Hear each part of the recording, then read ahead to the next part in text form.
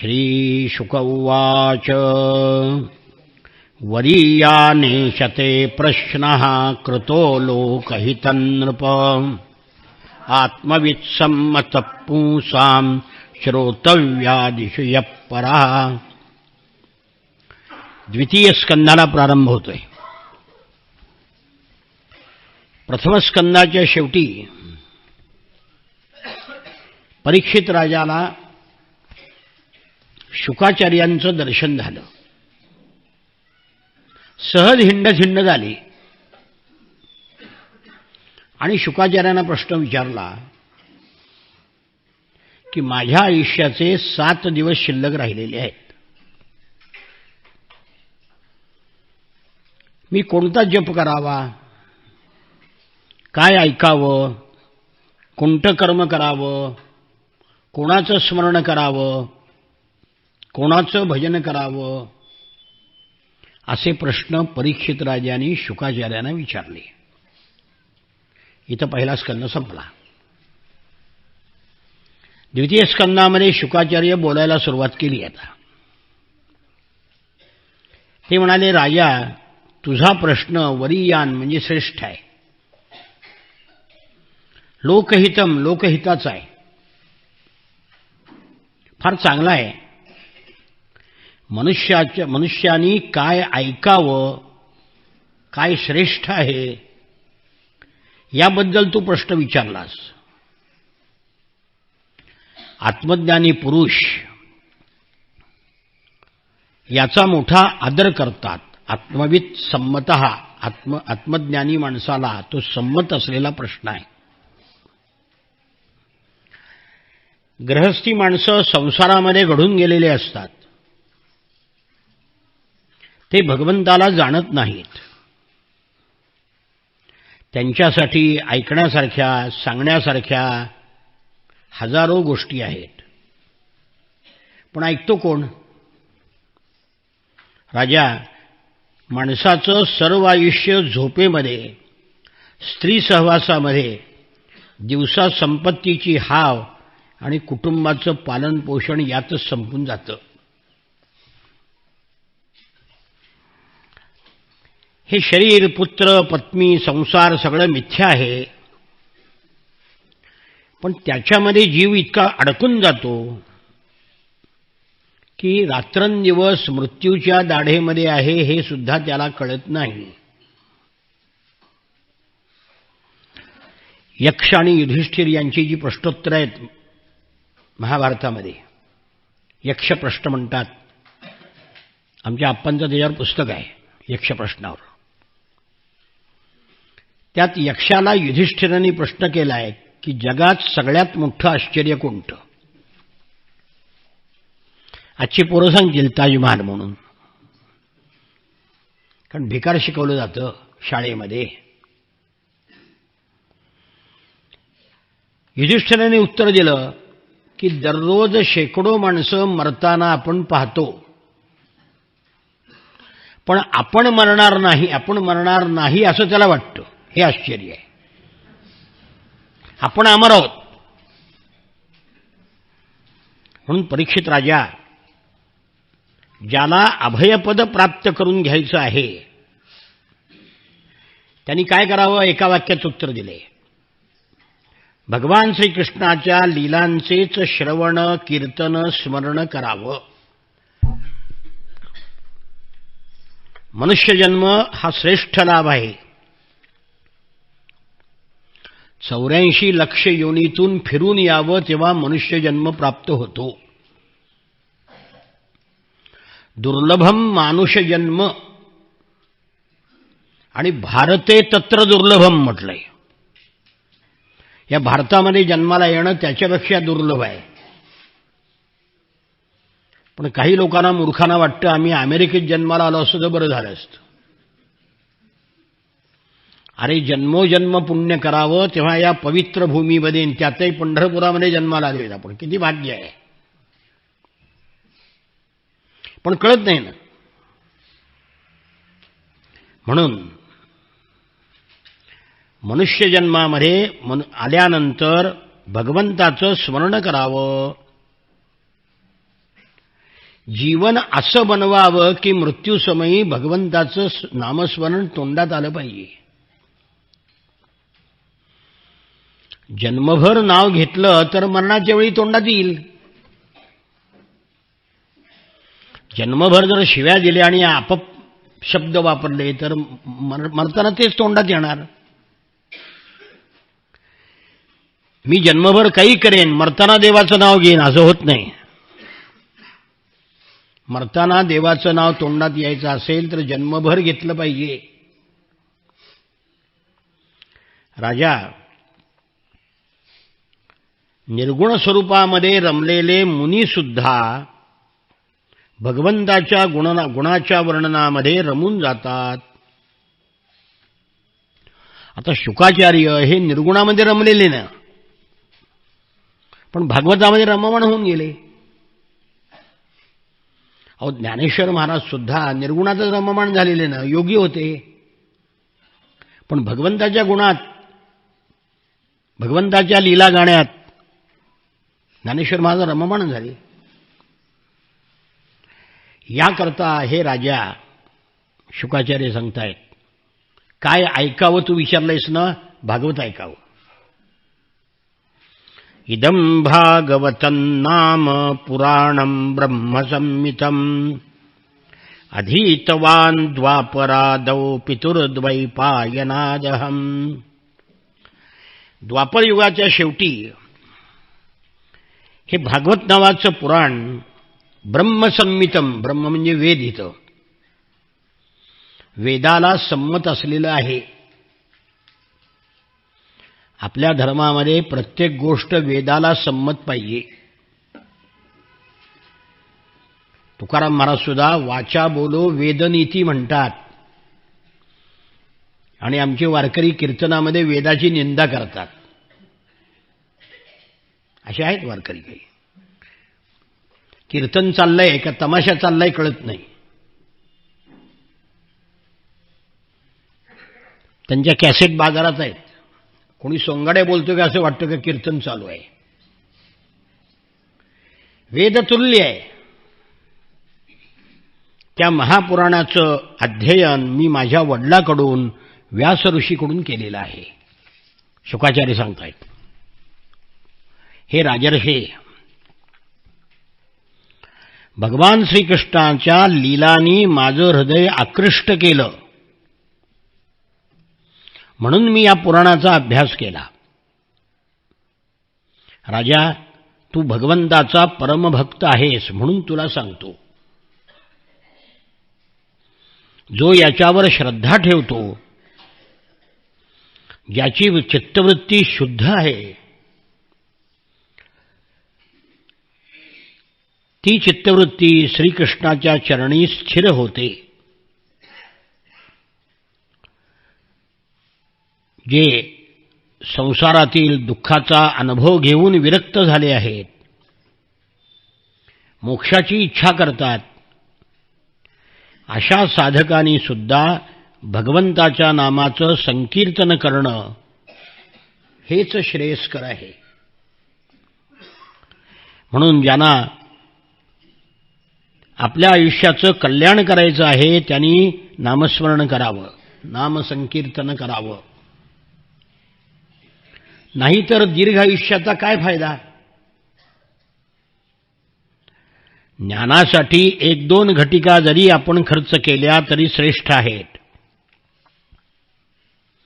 तुला असं वाटेल राजा की माझं आयुष्य 7 दिवस राहिलेलं आहे, 7 दिवसात कसा मोक्ष मिळणार. जन्मोजन्मी पुण्य करावं तेव्हा भक्ती उदयाला येते आणि 7 दिवसात कशी येणार. चिंता करू नकोस. पूर्वी राजर्षी खट्वांग नावाचा राजा होऊन गेला. तो रामाच्या वंशातला, रामाचा पूर्वज आहे. देवदानवाच्या युद्धामध्ये देवांच्या मदतीला तो गेला. आपल्या अतुल पराक्रमाने देवांना विजय मिळवून दिला. देव संतुष्ट झाले आणि म्हणाले, वर माग. तो म्हणला, मागायची काही गरज नाही, माझ्यापाशी सगळं आहे. तुम्ही मागा म्हणताय तर एक गोष्ट मागतो म्हणले, माझं आयुष्य किती राहिलं सांगा. ते म्हणले, हे आम्ही सांगत नसतो, आता तुला आम्ही शब्दात अडकलोय म्हणून सांगतो.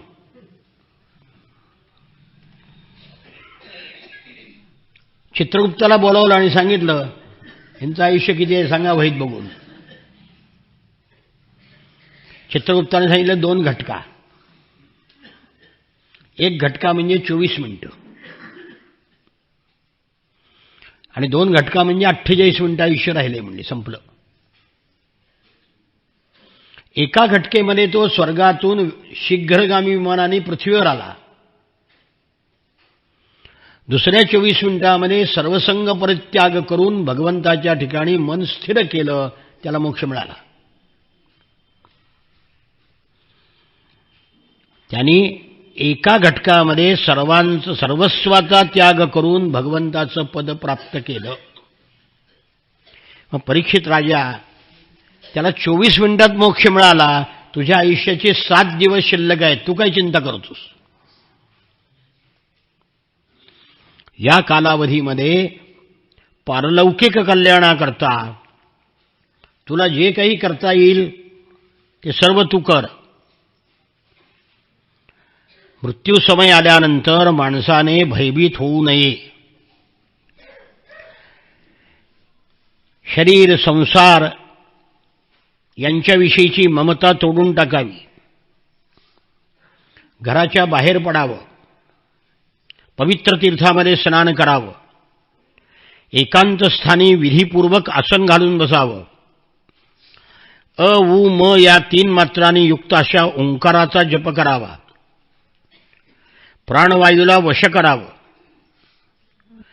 इंद्रियांना विषयापासून परावृत्त करावं. मन भगवंताच्या मंगलरूपावर लावावं. स्थिरचित्ताने भगवंताच्या एकेका अवयवाचं ध्यान करावं. मन वासनारहित करावं. मन भगवंताच्या ठिकाणी तल्लीन झालं म्हणजे आनंदाने भरून येतं. रजोगुणाने आणि तमोगुणाने मन मूढ होतं, ते योगधारणेच्या द्वारा वश करून घ्यावं. धारणा स्थिर झाल्यावर ध्यानामध्ये जेव्हा योगी भगवंताला पाहतो तेव्हा त्याला भक्तियोग प्राप्त होतो. त्या परीक्षितीने विचारलं की ब्रह्मन, जी धारणा मनुष्याच्या मनातील मल तात्काळ काढून टाकते, ती धारणा कोणत्या प्रकारे करावे, कोणत्या वस्तूमध्ये करावी, तिचं स्वरूप काय? म्हणून अष्टांग योग सांगितलाय. शुकाचार्य म्हणाले, राजा, आसन, श्वास, आसक्ती, इंद्रियावर विजय मिळवून बुद्धीनं मनाला भगवंताच्या स्थूल रूपावर स्थिर करावं. हे संपूर्ण विश्व भगवंतामध्ये दिसतं, ते भगवंताचं स्थूल रूप आहे. जल, अग्नी, वायू, आकाश, अहंकार, महत्तत्व, प्रकृती या 7 आवरणांनी वेढलेल्या ब्रह्मांडरूपी शरीरामध्ये जो विराट पुरुष आहे त्याच्या ठिकाणी लक्ष आपलं केंद्रित करावं. तो विराट पुरुष कसा आहे? त्याचे तळवे म्हणजे पाताळ आहेत, टाचा आणि पंजे रसातळ आहेत, घोटे महातळ आहेत, पोटऱ्या तलातल आहेत, 2 गुडघे सुतल आहेत, दोन्ही मांड्या वितल आहेत आणि अतल आहेत, कंबर भूतल आहे आणि नाभिरूप सरोवराला आकाश म्हणतात. सप्तपाताळ हे विश्वरूप भगवंताचं वर्णन आहे. असंच वर्णन 11व्या अध्यायामध्ये गीतेमध्ये आलेलं आहे. त्या परमात्म्याच्या छातीला स्वर्गलोक आहे, गळ्याला महरलोक आहे, वदनाला जनोलोक आहे, कपाळाला तपोलोक आहे आणि मस्तकावर सत्यलोक आहे. असे 14 लोक आहेत, 7 पाताळ आणि 7 वर. इंद्रादी देवता त्यांचे हात आहेत, दिशा हे कान आहेत, शब्द हे श्रवणेंद्रिय आहे, अश्विनी कुमार नाकाची छिद्र आहेत, कारण ते 2 आहेत. गंध घ्राणेंद्रिय आहे, धगधगणारी आग त्यांचे मुख आहे. विष्णूचे नेत्र अंतरिक्ष आहेत, पाहण्याची शक्ती सूर्य आहे, दोन्ही पापण्या रात्र आणि दिवस आहेत. भ्रूविलास ब्रह्मलोक आहे, टाळू पाणी आहे आणि जीभ रस आहे. वेदांना भगवंताचं ब्रह्मरंध्र म्हणतात. यम या दाढ्या आहेत, प्रेम दात आहेत. जगाला मोहून टाकणारी माया हे हास्य आहे. ही अनंत सृष्टी त्याच्या मायेचा कटाक्ष आहे. वरचा ओठ लज्जा, खालचा ओठ लोभ आहे. धर्म स्तन आहेत, अधर्म पाठ आहेत. जननेंद्रिय प्रजापती आहे आणि मित्रावरून समुद्र पोट आहे. पर्वत ही हाडं आहेत. विश्वमूर्ती विराट पुरुषाच्या नाड्या म्हणजे नद्या आहेत. वृक्ष रोम आहेत. वायू श्वास आहे. काल हे त्याचे चालणे आहे, तर गुणाचे चक्र फिरते ठेवणे हे त्याचे कर्म आहे. ढग हे केस आहेत. संध्या म्हणजे संध्याकाळची आणि सूर्योदयाला संध्याच म्हणतात आणि सायंकाळी संध्याच म्हणतात. संध्या हे अनंताचं वस्त्र आहे. मूल प्रकृती हृदय आहे आणि सर्व विकारांचा खजिना असलेले मन चंद्र आहे. भगवंताचं चित्त म्हणजे महत्त्व आहे. रुद्र म्हणजे अहंकार आहे. घोडे, खेचर, उंट, हत्ती ही नखं आहेत. वनामध्ये राहणारे मृग आणि पशु त्यांच्या कटिप्रदेशात आहेत. निरनिराळ्या प्रकारचे पक्षी हे त्याचे अद्भुत रचना कौशल्य आहे. स्वयंभू मनु ही बुद्धी आहे. मनुचे संतान म्हणजे मनुष्य हे निवासस्थान आहे. गंधर्व, विद्याधर, चारण आणि अप्सरा हे 6 संगीतातील स्वरांची आठवण करून देणारे आहेत. दैत्यसेना हे वीर्य आहे. ब्राह्मण मुख आहे. क्षत्रिय भुजा आहेत. वैश्य मांड्या आहेत. शूद्र त्या विराट पुरुषाचे चरण आहेत. आणि देवतांच्या नावाने जे दव्यमय यज्ञ केले जातात ते कर्म आहे. परीक्षित राजा, हे भगवंताचं स्थूल स्वरूप आहे. हे विश्वात्मक स्वरूप सांगितलेलं आहे. हे सत्यस्वरूप भगवंताचं भजन केल्याने समजतं, भक्तीनं समजतं. अथ द्वितीयोऽध्यायः. श्रीशुक उवाच. एवं पुरा धारणयात्मयोनिम् नष्टां स्मृतिं प्रत्यवरुध्य तुष्टात् तथा ससर्जेदमोघदृष्टिर् यथाप्ययात् प्रागव्यवसाय बुद्धी. अशी ही पृथ्वी ब्रह्मदेवानी धारणा करून भगवंताला प्रसन्न करून घेतलं आणि प्रलयापूर्वी जसं जग होतं तसं निर्माण केलं.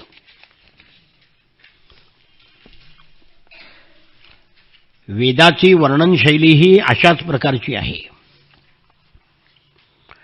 पण लोकांची बुद्धी स्वर्ग वगैरे मिथ्या सुखाच्या फेऱ्यामध्ये अडकते. सुखाच्या वासनाने मनुष्य स्वप्न पाहिल्यासारखा भटकत राहतो. म्हणून विद्वान पुरुषांनी विविध पदार्थाशी संबंध कामापुरताच व्यवहार केला पाहिजे. पूर्ण सावध राहिलं पाहिजे. संसारातील पदार्थ विनाशायास प्रारब्धातून मिळतात, त्याकरता व्यर्थ प्रयत्न करू नये. प्रयत्न करूनही पैसा मिळतो का? नाही मिळतो. अहो, नशिबान असला एकदम मिळतो, लॉटरी लागते. कोणाची तरी इस्टेट आपोआप मिळते. पैसा नशिबात लागतो. कष्ट करून जर पैसा मिळत असता तर अहोरात्र कष्ट करणारे शेतकरी, हमाल, कामगार हे गरीब राहिले असते का? बिचारे दिवस रात्र कष्ट करतात, त्यांना खायला अन्न मिळत नाही. पैसा दैवानी मिळतो हे पाहतो व्यवहारामध्ये. मग व्यर्थ प्रयत्न करू नयेत. प्रयत्न करावेत, पण व्यर्थ प्रयत्न करू पैशा करता मागे लागू नये. अहो, जगामध्ये सगळं देवानी दिलंय आपोआप. जमिनीवर झोपता येते तर पलंग कशाला? उशाला हात आहेत तर तक्क्या कशाला? ओंजळीने काम भागते तर भांड्याची जरुरी काय? वलकले आणि दिशारूप वस्त्र आहेत तर इतर वस्त्रांची गरज काय? अंग झाकण्याकरता रस्त्यामध्ये चिरगुट नाहीत का? भूक लागल्यावर वृक्ष फळं देतात ना? पाण्याची गरज असेल तर नद्या नाहीत का? राहण्याकरता गुहा नाहीत का? आपल्याला शरण आलेल्यांचं भगवंत रक्षण करतात, मग रक्षणाची दुसरी व्यवस्थेची गरज काय? म्हणून बुद्धिमान पुरुषांनी धनाच्या नशेनं धुंद झालेल्या श्रीमंतांचं लांगुल चालन करू नये. विरक्त झाला तर भगवान हृदयामध्ये आहे, त्या भगवंताचं दृढ असं भजन करावं.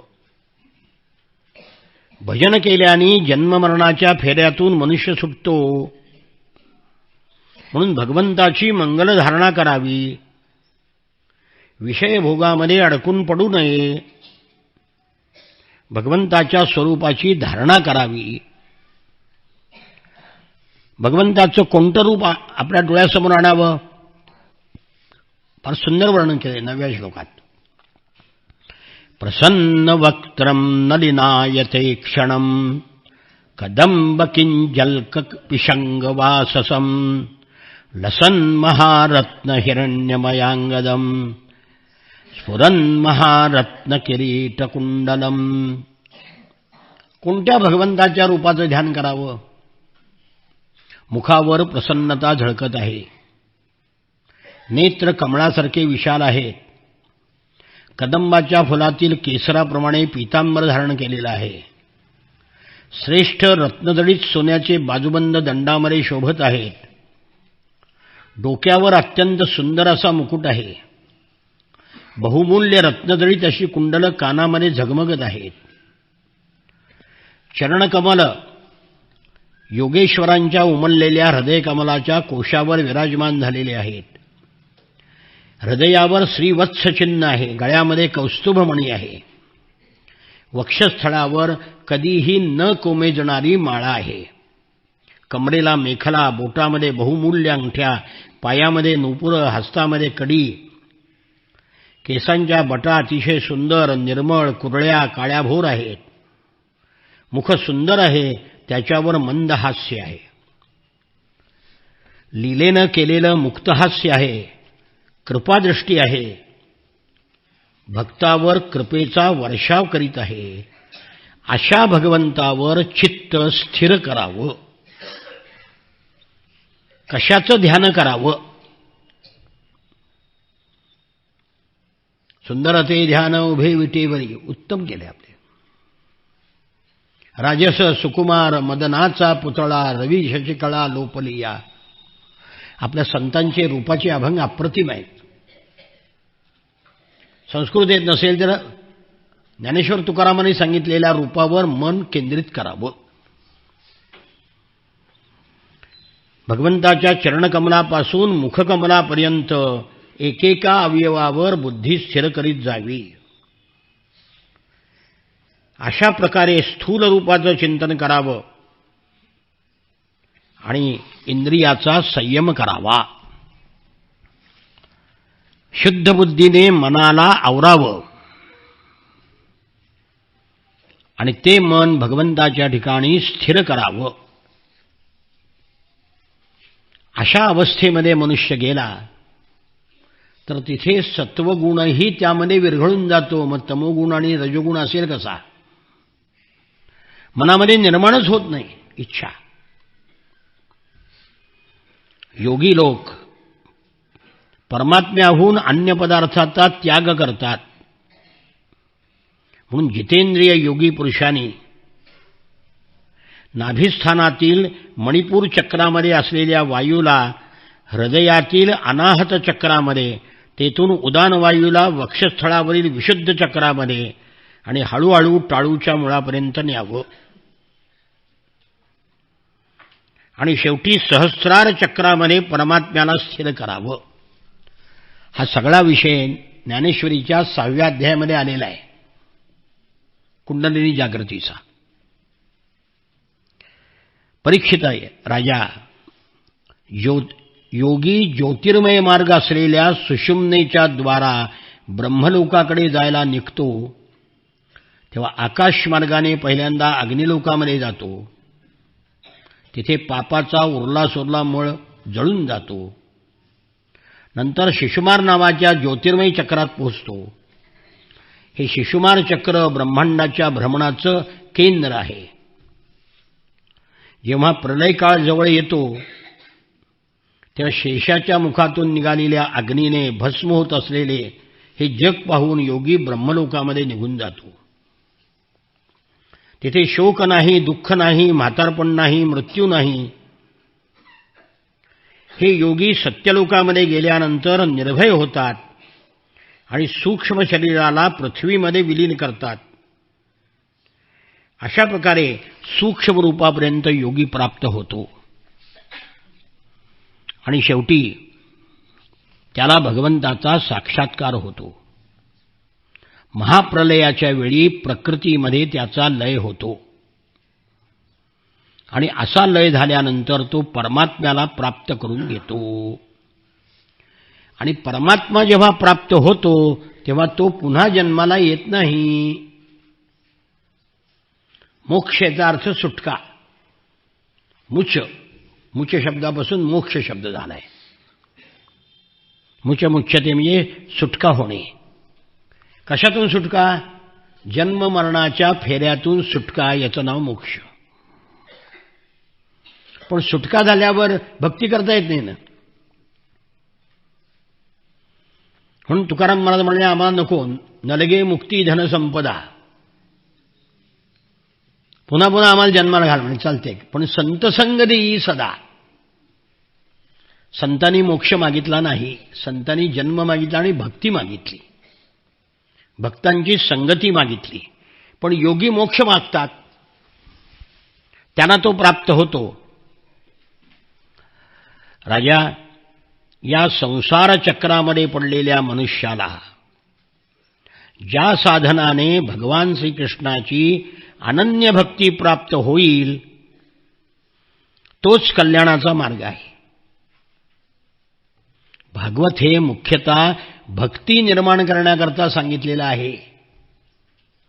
म्हणून भागवतामध्ये वेदांताची चर्चा करू नये. भागवतामध्ये योगाची चर्चा करू नये. अध्यात्म, तुमची पंचदशी, विवेक सिंधू हे इथं आणायचं नाही. भागवत भक्ती करता लिहिलेलं आहे, लक्षात ठेवा. लोकांच्या मनामध्ये भक्ती निर्माण होईल अशा कथा भागवतांनी सांगितलेल्या आहेत, त्याच सांगाव्यात. भगवान ब्रह्मदेवानी एकाग्र चित्तानी वेदाचे 3 वेळा अध्ययन केले आणि बुद्धीनं निश्चय केला श्रेष्ठ धर्म कोणता? भगवान श्रीकृष्णाची भक्ती ज्यामुळे प्राप्त होते तो श्रेष्ठ धर्म. वेदाचा अभ्यास करून निश्चय त्यांनी निष्कर्ष काढलेला आहे की भक्तीशिवाय मार्ग नाही. वाचा बोलो वेदनीती. कोणत्याही संतांनी वेदाची निंदा केलेली नाही. हे अलीकडचे काही महाराज आणि काही मूर्ख समाजवादी हे वेदाची रोज निंदा करतात. आता वेदाचा अभ्यास सगळ्या जगात चाललाय. वेदाचा अभ्यास जगात चाललाय आणि हे मूर्ख वेदाला शिव्या देत आहेत. काही दिवसांनी वेद शिकायला दुसऱ्या देशात जावं लागेल आपल्याला. ते लोक अभ्यास करायला लागलेत. म्हणून चराचर प्राण्यामध्ये आत्म्याच्या रूपाने भगवान श्रीकृष्णच आहे. एका वाक्यात जळी स्थळी काष्टी सगळीकडे ईश्वरच भरून उरला आहे. एका वाक्यात सारांश त्याचा. परमेश्वर कुठं नाही. समर्थ रामदास स्वामीकडे एका विचारवंतांनी म्हणजे चिकित्सक माणसांनी भांडं पाठवलं आणि सांगितलं तुमचं ब्रह्म या भांड्यामध्ये भरून द्या. आता समर्थ रामदास होती ती. त्यांनी सांगितलं तुझ्या गुरुला सांग भांडं रिकामं करून दे, मग ब्रह्म भरून देतो. अरे रिकाम्या भांड्यामध्ये सुद्धा ब्रह्म आहेच ना. ब्रह्म कुठं नाही. चराचराला व्यापून उरणारं जे तत्व आहे त्यालाच ब्रह्म म्हणतात.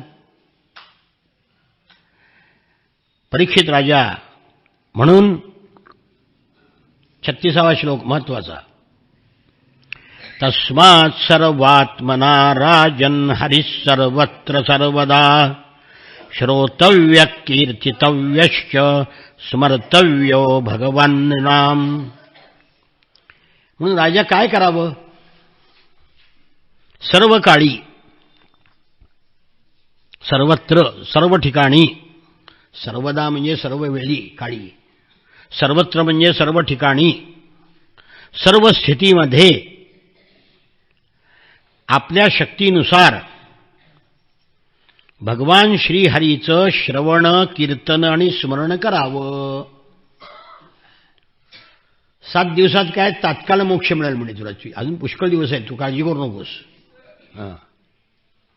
इतका सोपा मार्ग आहे. कोणता. स्मरण, कीर्तन आणि श्रवण, तेच आपण करतोय. संत पुरुषांनी सांगितलेल्या भगवंताच्या मधुर कथांचं अमृत आपल्या कानाच्या द्रोणामध्ये भरभरून जे श्रवण करतात ते भगवान श्रीकृष्णाच्या चरणकमलापाशी जातात. श्री शुक उवाच. एवमेतन्निगदितं पृष्टवान् यद्भवान् मम नृणां यन्म्रियमाणानां मनुष्येषु मनीषिणाम्.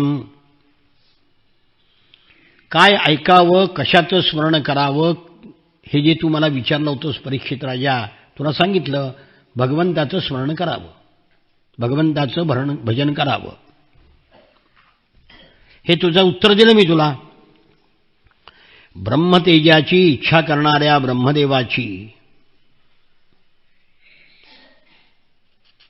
आणि विशेष शक्तीची इच्छा करणाराने इंद्राची आणि संतान प्राप्तीची लालसा असेल त्याने प्रजापतीची उपासना करावी. आता या अध्यायामध्ये कोणाला काय पाहिजे आणि त्याप्रमाणे उपासना कशाची करावी हे सांगितले. ब्रह्मतेजाची इच्छा असेल तर ब्रह्मदेवाची उपासना करा. इंद्रियाला विशेष शक्ती पाहिजे असेल तर इंद्राची करा.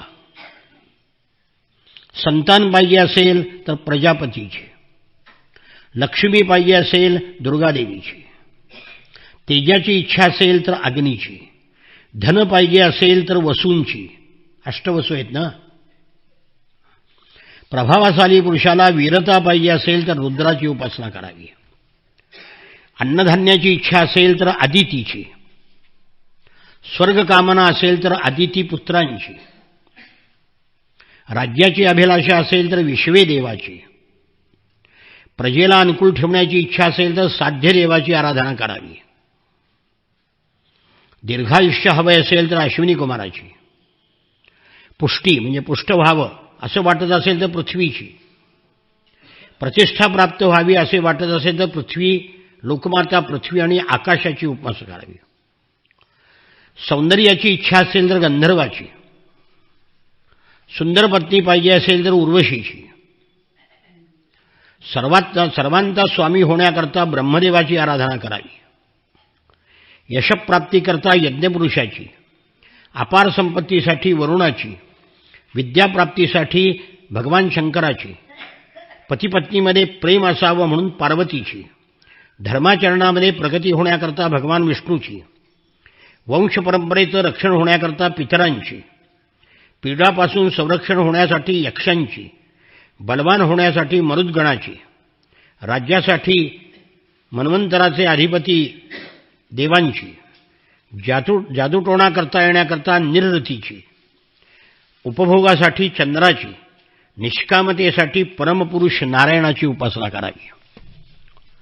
बुद्धिमान पुरुष आहे, तो कामनारहित आहे, त्यांनी भगवंताची आराधना करावी. ज्याला काहीच इच्छा नाही, निष्काम आहे आणि मुमुक्षु आहे, म्हणजे मोक्षाची इच्छा करणारा, त्यांनी भगवान नारायणाची उपासना करावी. जेवढे उपासक आहेत त्यांनी भगवंताच्या प्रेमी भक्ताची संगत धरावी, भगवंतावर प्रेम करावं. कारण अशा भक्तांच्या संगतीमध्ये मनुष्य जर गेला, चांगल्या भक्तांच्या संगतीमध्ये राहावं.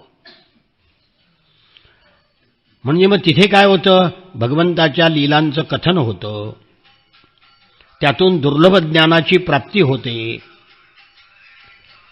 मनाच्या वासना सगळ्या शांत होतात, हृदय शुद्ध होतं, आनंदाचा अनुभव येऊ लागतो. आणि एकदा भगवंताच्या कथांची गोडी लागली की त्याच्यावर मनुष्य प्रेम करू लागतो. आणि भगवंतावर प्रेम म्हणजे भक्ती. भक्ती शब्दाची व्याख्या काय केली नारद भक्तिसूत्रामध्ये, सा तु अस्मिन् परम प्रेम रूपा. भगवंतावर श्रेष्ठ प्रेम करणं म्हणजे भक्ती. शौनक म्हणाले, परीक्षित राजांनी हे ऐकून व्यासपुत्र आणि कवी असणाऱ्या शुकाचार्यांना आणखी काय विचारलं. कवी शब्दाचा अर्थ कविता लिहिणारा नाही, कवी म्हणजे त्रिकालज्ञ. शुकाचार्य त्रिकालज्ञ होते म्हणून कवी म्हटले. हे विद्वान सूत महोदय, तिथे परीक्षिती राजा आणि शुकाचार्य यांच्यामध्ये झालेल्या संतांच्या सभेमधल्या गोष्टी आम्हाला ऐकायच्यात. तो महान महारथी परीक्षित राजा भगवत भक्त होता. लहानपणी खेळताना सुद्धा श्रीकृष्ण लीलेमध्ये त्याला गोडी होती. शुकाचार्य तर जन्मापासून भगवत परायणच होते. मग अशांच्या संवादामध्ये भगवंताच्या कथाच होणार, दुसरं काय होणार. भगवंताच्या गुणाचं कीर्तन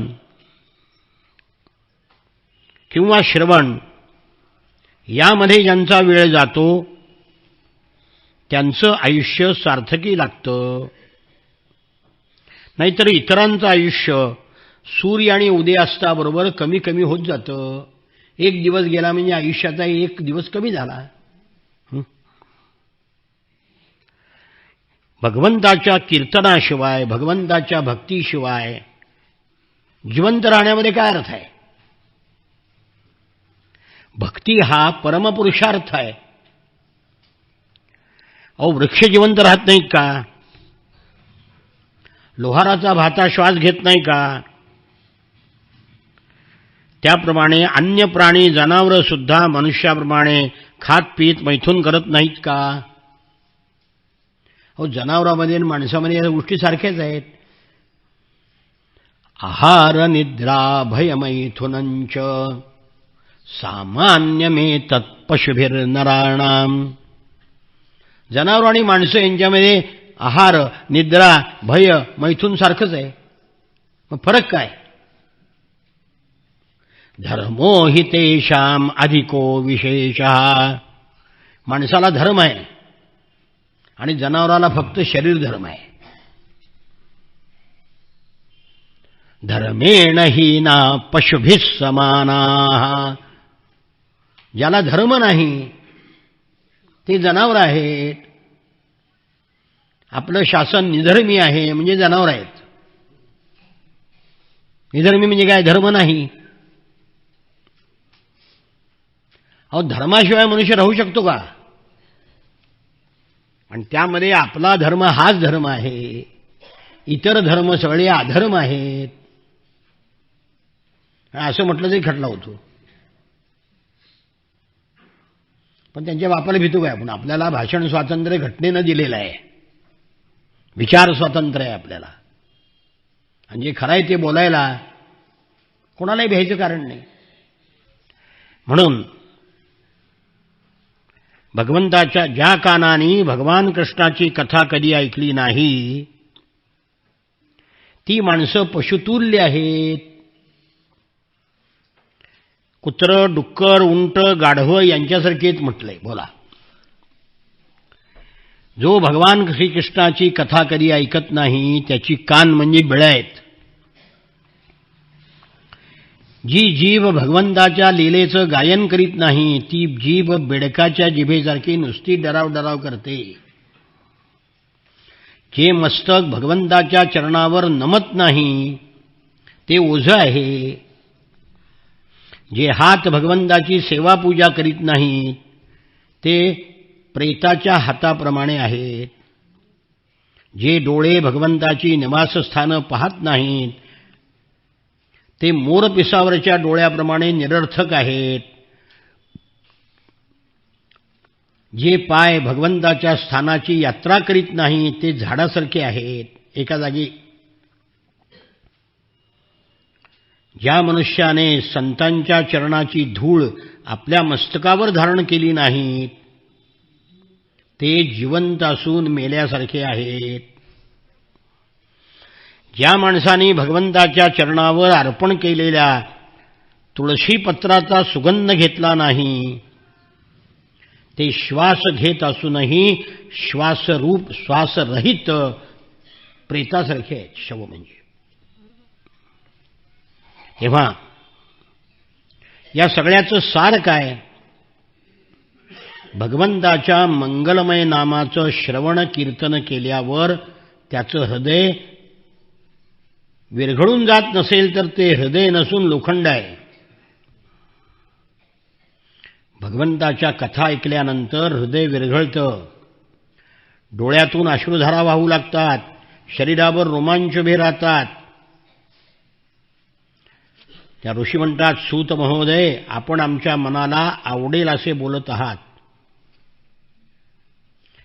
आपण भगवंताचे परमभक्त आहात, आत्मविद्येमध्ये प्रवीण आहात. तेव्हा आता सांगा, शुकदेवानी परीक्षितीला हे सुंदर प्रश्न विचारल्यावर जे काही सांगितलं ते आम्हाला सांगा. शुकदेव परीक्षितीला भागवत सांगतायत आणि ते सूत नैमिषारण्यामध्ये ऋषीमुनींना सांगतायत. तोच संवाद. सूत उवाच वैयासकेरिति तत्त्वनिश्चयमात्मनः उपधार्य मतिं कृष्णे औत्तरेयः सतीं व्यधात. शुकदेवाचं बोलणं ऐकलं ते भगवंताच्या तत्वाचा निश्चय करणारं होतं. मग उत्तरेचा पुत्र म्हणून त्याला औत्तरेय म्हटले. औत्तरेय म्हणजे उत्तरेचा मुलगा. राजा परीक्षितीनं ते वचन ऐकलं आणि आपली बुद्धी भगवान श्रीकृष्णाच्या चरणक्षणामध्ये अर्पण केली. एका क्षणात शरीर, पत्नी, पुत्र, राजमहाल, पशु, धन, बांधव, निष्कंटक राज्य यांची ममता सोडून दिली. क्षणात. ममता म्हणजे माझं माझं माझं ही बुद्धी. मम म्हणजे माझं, त्याला ममता म्हणतात. महामना परीक्षितीनं आपल्या मृत्यूची निश्चित वेळ जाणली होती. म्हणून त्यांनी धर्म अर्थ कामाशी संबंधित असलेली सगळी कर्म सोडून दिली. भगवान श्रीकृष्णामध्ये आत्मभावाने मिसळून गेला. मोठ्या श्रद्धेनं भगवान श्रीकृष्णाचा महिमा ऐकण्याकरता शुकदेवांना त्यांनी प्रश्न विचारला. राजोवाच समीचीनं वचो ब्रह्मन् सर्वज्ञस्य तथा नघ तमो विशीर्यते महां हरे कथयत कथाम्. मुनिवर, परीक्षित राजा म्हणतो मुनिवर मला शुकाचार्यांना, आपण परमपवित्र सर्वज्ञ आहात. आपण जे सांगितलं ते सत्य आणि योग्य आहे. आपण जसजशी भगवंताची कथा सांगत आहात तसा माझा अज्ञानाचा पडदा दूर व्हायला लागलाय. मी आपल्याकडून हेच जाणू इच्छितो की भगवान आपल्या मायेनं सृष्टीची उत्पत्ती कशी करतात. कारण या सृष्टीची रचना ब्रह्मदेवाला सुद्धा न कळण्यासारखी आहे. भगवान या विश्वाचं संरक्षण कसे करतात, संहार कसा करतात, कोणत्या शक्तीचा आश्रय घेतात, हे ब्रह्मांड कसं बनवतात, पुन्हा कसं मिटवून टाकतात. भगवंताच्या लीला अद्भुत आहेत, अचिंत्य आहेत, म्हणजे चिंतन करण्याला कठीण. पुष्कळशी कर्म करण्याकरता पुरुष रूपाने तो विविध गुणांना एकाच वेळी धारण करतो. अनेक अवतार घेतात. आपण वेद आणि ब्रह्मतत्व दोन्हीचे मर्म जाणत आहात. म्हणून माझ्या या शंकांचं निरसन करावं. सूत म्हणाले, परीक्षित राजांनी भगवंताच्या गुणांचं वर्णन करण्याविषयी प्रार्थना केली. शुकदेवानी भगवान श्रीकृष्णाचं पुन्हा पुन्हा स्मरण केलं आणि प्रवचनाला प्रारंभ केला. इथे हे मंगलाचरण आहे. सुरुवातीला मंगलाचरण केलेलं नाही. मंगलाचरणाचा एकच श्लोक आहे. आता इथे शुकाचार्यांनी भागवत सांगायला सुरुवात केली आहे, म्हणून मंगलाचरण केलं. आमच्या दासगणू महाराजांच्या संप्रदायामध्ये हे रोज म्हटलं जातं. सकाळच्या प्रार्थनेमध्ये आपण आमच्या भावसुमनांजलीचे पुस्तक काढले, त्यामध्ये हे आहे.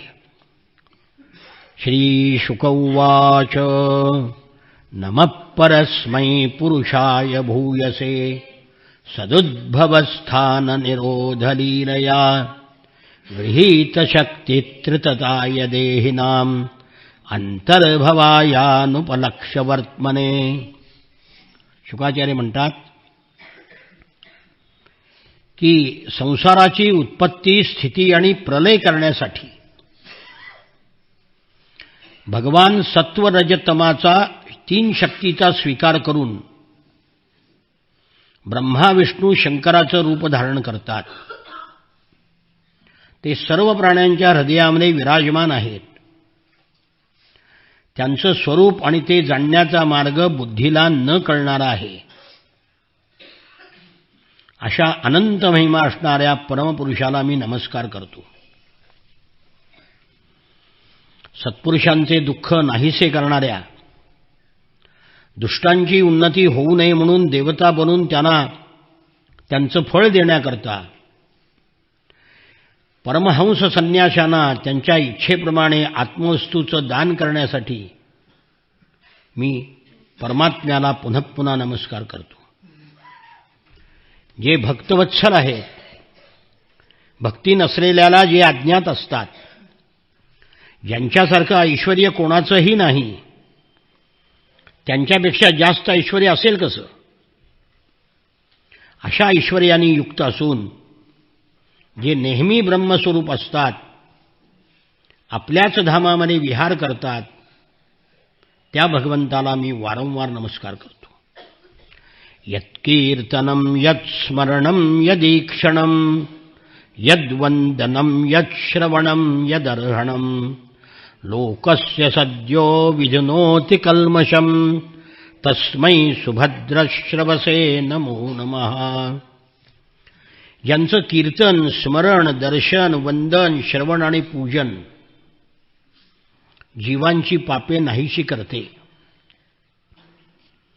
त्या पुण्यकीर्ती भगवंताला मी वारंवार नमस्कार करतो. सुभद्र म्हणजे कल्याणकारी, कळलं का? इथे सुभद्रेचा काही संबंध नाही. भद्र म्हणजे कल्याण, सु म्हणजे चांगलं, चांगलं कल्याण करणाऱ्या, श्रवस म्हणजे कीर्ती, ज्यांची कीर्ती सुभद्र म्हणजे कल्याणकारक आहे अशा परमेश्वराला नमस्कार असो. विवेकी पुरुष त्यांच्या चरणकमलाला शरण जातात, हृदयामध्ये ठेवतात, परलोकाची आसक्ती काढून टाकतात. कोणत्याही परिश्रमाविना त्यांना ब्रह्मपद प्राप्त होतं. अशा मंगलकीर्ती असणाऱ्या श्रीकृष्णाला अनेक वेळा नमस्कार करतो. मोठमोठे तपस्वी, दानशूर, यशस्वी, सदाचारी, मंत्रवेत्ते आपली सगळी साधनं त्याच्या चरणी समर्पित करतात. तोपर्यंत त्यांचं कल्याण होत नाही. सर्वस्व अर्पण केल्याशिवाय कल्याण होत नाही. अशा कल्याण कीर्ती भगवान श्रीकृष्णाला मी वारंवार नमस्कार करतो. अहो, भक्त पवित्र होतील त्यात शंकाच नाही, पण पापी चांडाळ सुद्धा ज्याच्या श्रवणाने पवित्र होतात त्यांची यादी आहे. रानटी लोकांची यादी. पापी, किरात, हूण, आंध्र, पुलिंद, पुलकस, आभीर, कंक, यवन आणि खस या पापी असलेल्या जाती सुद्धा भगवंताला शरण गेल्यावर पवित्र होतात. त्या शक्तिमान भगवंताला मी नमस्कार करतो. ते भगवान ज्ञानीपुरुषाचे आत्मा आहेत, भक्तांचे स्वामी आहेत, कर्मकांड करणाऱ्याला वेदमूर्ती आहेत, धार्मिक लोकांसाठी धर्ममूर्ती आहेत, तपस्वी लोकांकरता तपस्वरूप आहेत. ब्रह्मदेव शंकर सुद्धा त्यांची शुद्ध हृदयाने चिंतन करतात आणि आश्चर्यचकित होऊन त्यांना पाहतात, तो परमात्मा माझ्यावर कृपेचा वर्षाव करो. लक्ष्मी देवीचे ते पती, सर्व यज्ञाचे भोगते, फल देणारे, प्रजेचे रक्षक, सर्वांच्या अंतर्यामी, पालन करते, पृथ्वीचे स्वामी, अंधक वृष्णी यादवांचे प्रमुख, आधार, भक्तवत्सल, संतांचे सर्वस्व आहेत. असे भगवान श्रीकृष्ण माझ्यावर प्रसन्न होत. विद्वान पुरुष ज्यांचं चिंतन करून बुद्धीच्या द्वारा आत्मतत्वाचा साक्षात्कार करून घेतात आणि त्याच्या स्वरूपाचं वर्णन करतात, तो मुकुंद आमच्यावर प्रसन्न हो. सृष्टीच्या आरंभी ब्रह्मदेवाची पूर्वकल्पातली स्मृती नष्ट झाली होती. ती ज्यांनी जागृत केली आणि जग निर्माण करायला ब्रह्मदेवाला प्रेरित केलं. वेदरूप वाणी ज्यांच्या मुखातून प्रगट झाली, ते भगवान माझ्यावर कृपा करोत. ज्यांनी पंचमहाभूतापासून शरीर निर्माण केलं, जीवरूपाने त्या शरीरामध्ये जे राहतात, पंचज्ञानेंद्रिय, पंचकर्मेंद्रिय, पंचप्राण आणि मन अशा 16 कलांनी युक्त विषयांचा उपभोग घेतात, ते भगवान माझ्या वाणीला अलंकृत करू. महत्वाचं हे आहे. भागवत सांगायचं आहे ना, मग वाणी अलंकृत झाली पाहिजे, वाणी चांगली पाहिजे. मग शुकाचार्याने देवाला प्रार्थना केली, मला भागवत सांगायचं आहे, माझी वाणी अलंकृत करा. नमस्तस्मै भगवते वासुदेवाय वेधसे पपुर्ज्ञानमयं सौम्या यन्मुखांबुरुहासवम्. ज्यांच्या मुखकमला